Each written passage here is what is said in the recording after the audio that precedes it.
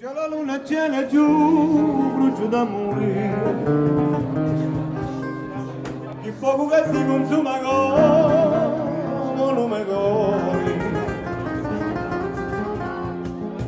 l'anima che addorata,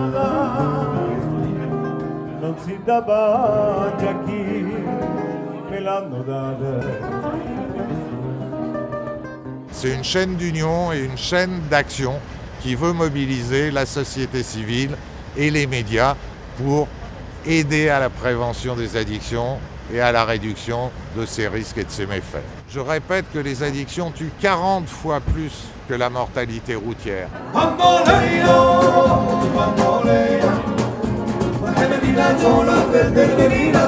J'ai vu beaucoup de gens dans le monde du sport dépérir à cause de l'addiction. Il faut être aidé. On a besoin d'aide. Et William était là pour ça. L'addiction dans ma vie, c'est 20 années foutues en l'air. 20 années foutues en l'air qui ont provoqué que j'ai disparu des radars de mon métier de chanteur. Quand on a failli y passer à cause de ça, on arrête, si on aime la vie. Ce sont les excès, et les excès, très vite, ça peut dégénérer. Voilà, donc il faut faire gaffe, il faut se contrôler.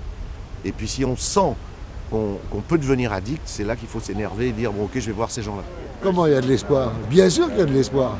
Et on va essayer d'aider un maximum de gens possible. Mon personnel 6600. Ah, bravo. D'accord, bravo, commandant. Je vais dire mon personnel, mais bien évidemment, c'est pour vous titiller un peu, monsieur. On va voir si vous êtes addict, monsieur. Parce que moi, je le prends à 6800. Donc, je vais dire 7200 pour titiller le monsieur. 7250. 7250, je dis donc 7300. Ah, 7300. Allez, une grosse enchère. 7500, bravo, merci. On se bat pour les bonnes valeurs, les valeurs que nous ont données nos parents, nos grands-parents, c'est-à-dire tout simplement de croire en l'autre et de continuer à partager tout type d'émotions.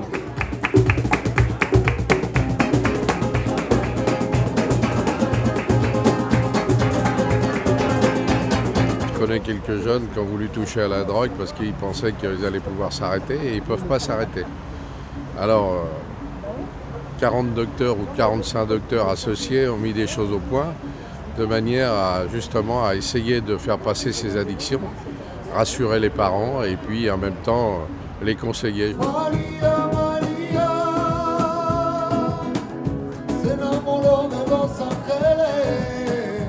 Lorsqu'on était jeune, c'était terrible parce que vraiment on était addict à tout.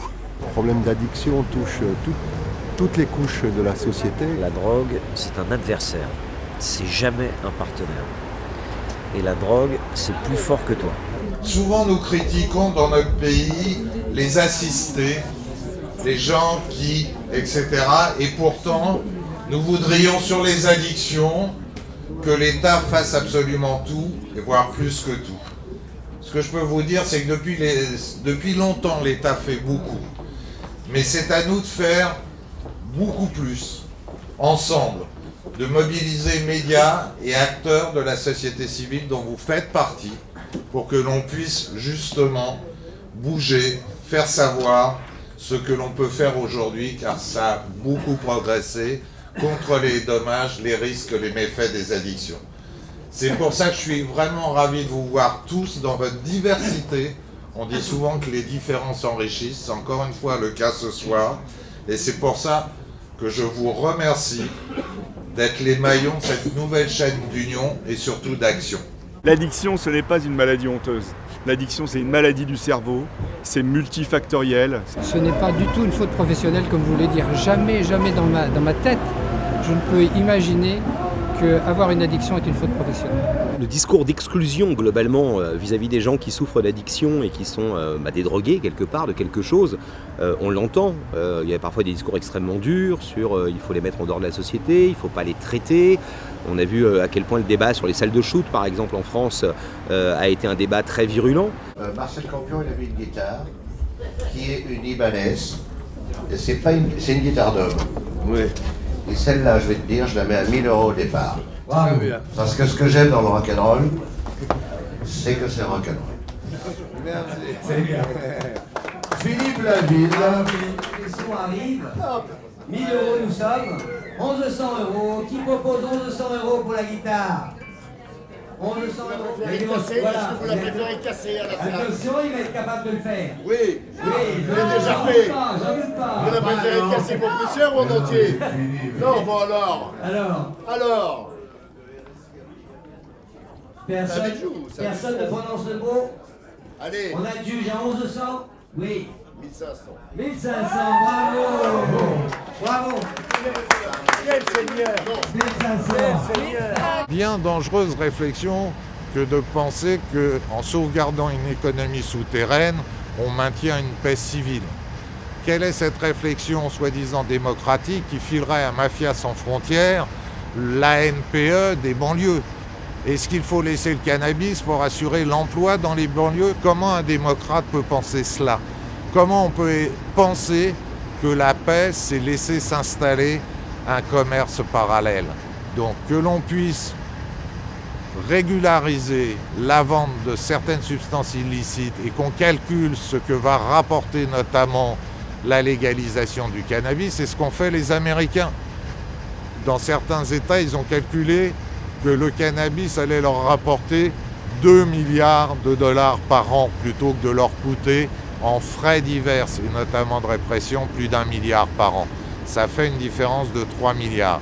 Avec 3 milliards de différence, si on prend ça par exemple pour l'Île-de-France, on a quoi de faire par année un très joli plan pour aider les banlieues et recréer de l'emploi.